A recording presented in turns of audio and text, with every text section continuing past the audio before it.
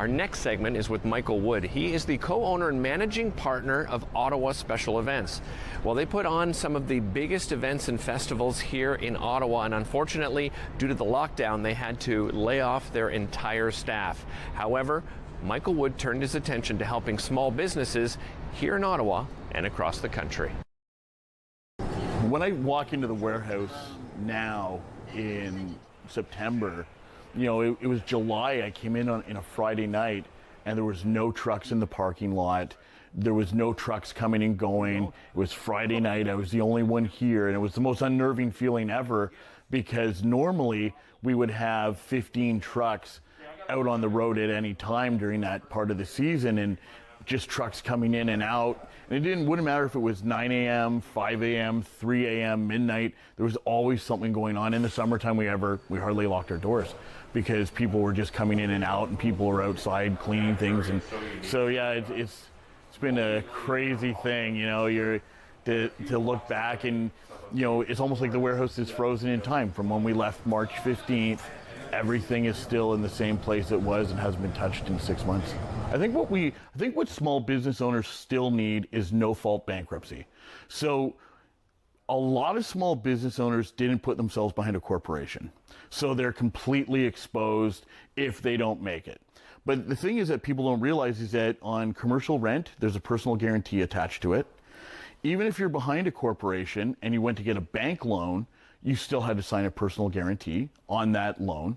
And so if your business collapses, or I don't want to use the F word, I don't want to use the word fail, but if because this is by no fault of our own, if it doesn't work based on the aid that's been put in place, then people are going to be responsible. Their homes are up as collateral, their cars are up as collateral, and these are families, Canadian families, that are going to be devastated by no fault of their own. The future for my business is, I think that I've been, I want to use the word aggressive.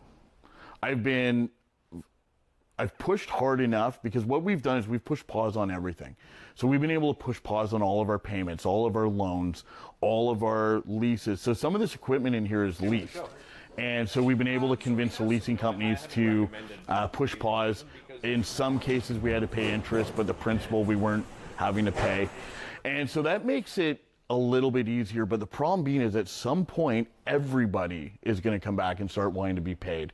And so one company I spoke to yesterday, I said to them on the phone, I said, I need you guys, if possible, to leverage the businesses that have leases, that have returned to quote unquote normal, and understand that some of us haven't. And Derek, the next problem is the restaurant business. Right now it is September 3rd. We are a month to a month and a half away of no one being able to sit outside on a patio.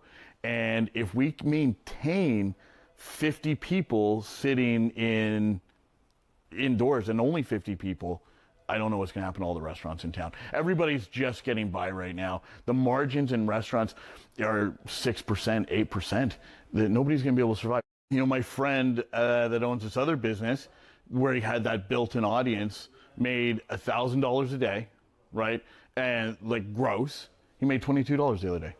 And because all of his customers are gone.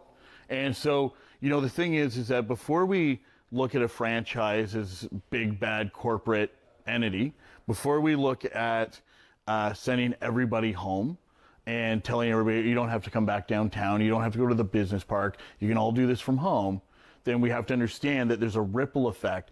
And, you know, somebody sent a message to me on LinkedIn and said, you know, corporate businesses shouldn't be concerned about others, they should do what's best for them, which is the most mind-boggling thing I've ever read in my life. But the thing is that everybody's part of an ecosystem.